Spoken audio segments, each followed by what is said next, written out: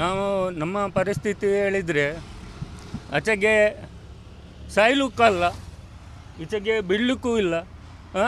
ಇದು ಹೇಳಿದರೆ ಮಗಳಿಗೆ ಎಜುಕೇಷನ್ ಕೊಡಬೇಕು, ನಮ್ಮದು ಮನೆದು ಒಬ್ಬನೇ ನೋಡಬೇಕು.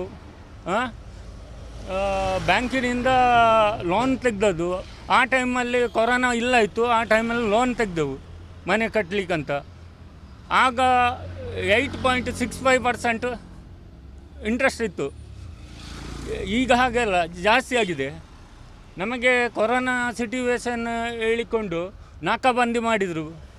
ನಾಕಾಬಂದಿ ಮಾಡಿ ನಮಗೆ ದುಡಿಲಿಕ್ಕೆ ಆಗ್ತಾಯಿಲ್ಲ ಆಯಿತು. ಒಳಗೆ ಕೂತ್ಕೊಳ್ಳಿಸಿದರು.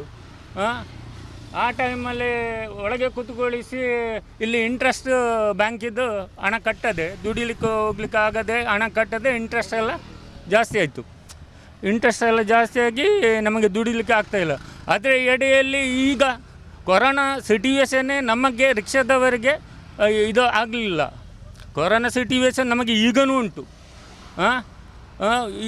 ಇವರು ಏನು ಮಾಡಿದ್ದಾರೆ ಅಂತ 4 ವರ್ಷದ ಮೊದಲೇ 35 ರೂಪಾಯಿ ಕೊಟ್ಟಿದ್ದಾರೆ ಮೀಟರಿಗೆ. 4 ವರ್ಷ ಆಯಿತು, ಇನ್ನೂ ನಮಗಿಲ್ಲ.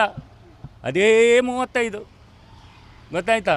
ಅದೇ 35 ರೂಪಾಯಲ್ಲಿ ನಾವು ಬಾಡಿಗೆ ಮಾಡಬೇಕು. ಇವರಿಗೆ ಗೌರ್ಮೆಂಟ್ ಜಾಬಿನವ್ರು ಪ್ರತಿ ತಿಂಗಳು ಇದು ಯಾವುದು ಪ್ರತಿ ವರ್ಷ ಸಂಬಳ ಏರ್ಕೊಂಡು ಹೋಗ್ತದೆ. ಮತ್ತೊಂದು ವಿಷಯ ಅಂತ ಹೇಳಿದರೆ, ಇಲ್ಲಿ ರಿಟೈರ್ಡ್ ಆದವರು ಆಟೋ ತೆಗೆಯೋದು, ಪಾರ್ಟ್ ಟೈಮ್ ದುಡಿಯೋದು, ಆಟೋ ರಿಕ್ಷಾ ಜಾಸ್ತಿ ಆಗಿದೆ ಇಲ್ಲಿ, ಆಲ್ರೆಡಿ ಜಾಸ್ತಿ ಆಗಿದೆ. ಅದರ ಎಡೆಯಲ್ಲಿ ಎಲೆಕ್ಟ್ರಿಕ್ ಗಾಡಿ ಬಂತು, ಅದಕ್ಕೆ ಫ್ರೀ ಪರ್ಮಿಟ್ ಅಂತೆ. ಯಾರಿಗೂ ಕೊಡ್ಬೋದಂತೆ, ಯಾರು ಓಡಿಸ್ಬೋದಂತೆ. ಇದು ರಿಕ್ಷಾ ಎಂಬುದು ಎಂತ ಗೊತ್ತುಂಟಾ? ಒಂದು ಉದ್ಯೋಗ, ದುಡಿಯುವ ಉದ್ಯೋಗ. ಯಾರಿಗೂ ಕೊಡಬಹುದು, ಯಾರು ಓಡಿಸ್ಬೋದು, ಹಾಗೇನೂ ಇಲ್ಲ. ಇದಕ್ಕೆ ಒಂದು ರೂಲ್ಸ್ ಅಂತ ಇದೆ, ಆದರೆ ಇವರು ಯಾರು ಅದು ಫಾಲೋ ಮಾಡೋದಿಲ್ಲ. ಇದು ರಿಕ್ಷಾ, ಇದು ಅದಕ್ಕೊಂದು ಲಿಮಿಟ್ ಅಂತ ಇದೆ. ಈಗ ಸಮಸ್ಯೆ ಹೇಳಿದರೆ ನಮಗೆ ಲೋನು ಎಲ್ಲ ಉಂಟು. ಇಲ್ಲಿ ರಿಕ್ಷಾ ಇರೋದು ಒಂದು ಪಂಪಲ್ಲಿ ಗ್ಯಾಸ್ ಸಿಗ್ತಾ ಉಂಟು.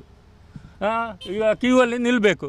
ಕ್ಯೂವಲ್ಲಿ ನಿಂತರೆ ನಮಗೆ 1 ಗಂಟೆ 1.5 ಗಂಟೆ ಎಲ್ಲ ಟೈಮ್ ವೇಸ್ಟ್. ನಮಗೆ ಆದಾಯ ಮಾಡಲಿಕ್ಕೆ ಆಗೋದಿಲ್ಲ, ದುಡಿಯಲಿಕ್ಕೆ ಆಗೋದಿಲ್ಲ. ನಮಗೆ ಅದು ಈಗ ಪ್ರಾಬ್ಲಮ್ ಆಗಿದೆ ಈಗ. ಹೌದು, ಕ್ಲೋಸ್ ಆಗಿದೆ. ಒಂದೆರಡು ಪಂಪಲ್ಲಿ ಇದೆ. ಹಾಗೆ ನಾವು ಲೈನಲ್ಲಿ ನಿಂತು ಇದು ಮಾಡಬೇಕು. ನಾನು ನಿನ್ನೆ ಸ್ಟಾಕ್ ಮಾಡಿದ್ದೇನೆ. ನಿನ್ನೆ ಹೌದು. ನಾಳೆಯಿಂದ ಗ್ಯಾಸ್ ಇಲ್ಲದ್ರೆ ಎಂತ ಮಾಡೋದು? ಮನೆಯಲ್ಲಿ ಕೂತ್ಕೊಳ್ಳಿಕ್ಕೂ ಸಾಧ್ಯ ಇಲ್ಲ. ಲೋನು ಎಂತ ಮಾಡೋದು ಅದೇ ಹೇಳಲಿಕ್ಕಾಗೋದಿಲ್ಲ. ಎಂತ ಮಾಡೋದು? ಗ್ಯಾಸ್ ಇಲ್ಲದೆ ಏನು ಮಾಡಲಿಕ್ಕಾಗೋದಿಲ್ಲ. ಗ್ಯಾಸ್ ಇಲ್ಲ, ಬದಲಿ ವ್ಯವಸ್ಥೆ ಏನು ಮಾಡಬೇಕು? ಈಗ ಕೂಲಿ ಕೆಲಸಕ್ಕೆ ಹೋಗಬೇಕು. ಕೂಲಿ ಕೆಲಸಕ್ಕೆ ನಾನು ಈ 58 ವರ್ಷದವ ನಾನು ಒಮ್ಮೆಲೆ ನನಗೆ ಹೋಗಿ ರಿಕ್ಷಾದಲ್ಲಿ ದುಡಿದು ಒಮ್ಮೆಲೆ ಹೋಗಿ ಕೂಲಿ ಕೆಲಸ ಮಾಡಲಿಕ್ಕಾಗ್ತದೆ ನಮಗೆ? ಹೇಳಿದೆ ಅದು ನಾವು ಮಾಡ್ತಾಯಿದ್ದ ಉದ್ಯೋಗವ? ಅಲ್ಲ, ರಿಕ್ಷಾದಲ್ಲೇ ಇದ್ದದಲ್ಲ ಇಷ್ಟು ವರ್ಷ, 37 ವರ್ಷ ಆಯ್ತಲ್ಲ ರಿಕ್ಷಾದಲ್ಲೇ ಇದ್ದದಲ್ಲ. ಒಮ್ಮೆಲೆ ದಿಢೀರಾಗಿ ಕೂಲಿ ಕೆಲಸ ಮಾಡಲಿಕ್ಕೆ ನಮಗೆ ಆಗ್ತದ? ಹೋಗಿ ಇದನ್ನೆಲ್ಲ ಅರ್ಥ ಮಾಡಿಕೊಳ್ಬೇಕು.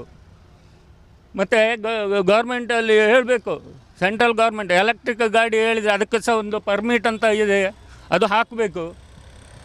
ಎಲ್ಲರಿಗೆ ಕೊಡುವಾಗೆ ಇಲ್ಲ ಅದು. ಇದು ಪ್ರತಿಯೊಬ್ಬನಿಗೆ ಗೌರ್ಮೆಂಟ್ ರಿಟೈರ್ಡ್ ಆದವನಿಗೆ ಕೊಡೋದು. ರಿಟೈರ್ಡ್ ಆದವನಿಗೆ ಪೆನ್ಷನ್ ಸಿಗ್ತದೆ, ಹೌದಾ? ಗಂಟು ಸಿಗ್ತದೆ, ಹೌದಾ? ಅದು ಯಾಕೆ ಕೊಡೋದು? ಅವನಿಗೆ ಏಜ್ ಆಯಿತು, ರಿಟೈರ್ಡ್ ಆಯಿತು, ಮನೆಯಲ್ಲಿ ಕೂತ್ಕೊಂಡು ತಿನ್ನಬೇಕು ಹೇಳಿ ಕೊಡೋದು. ಆದ ನಂತರ ಅವನಿಗೆ ಉದ್ಯೋಗ ಯಾಕೆ ಕೊಡಬೇಕು? ರಿಕ್ಷಾ ಯಾಕೆ ಕೊಡಬೇಕು? ರಿಕ್ಷಾನೇ ಯಾಕೆ ಕೊಡಬೇಕು? ಬೇರೆ ಯಾವುದು ಉದ್ಯೋಗ ಕೊಡಲಿಕ್ಕಾಗಲ್ವ? ರಿಕ್ಷಾನೇ ಕೊಡಬೇಕಂತ ಉಂಟಾ? ಬೇರೆ ಉದ್ಯೋಗ ಎಲ್ಲ ಇಲ್ವಾ? ಬೇರೆ ಉದ್ಯೋಗಕ್ಕೆ ಲಿಮಿಟ್ ಉಂಟು, ರಿಕ್ಷಾಕ್ಕೆ ಲಿಮಿಟ್ ಇಲ್ಲ. ಯಾರು ಹೇಳೋರು ಕೇಳೋರು ಯಾರೂ ಇಲ್ಲ.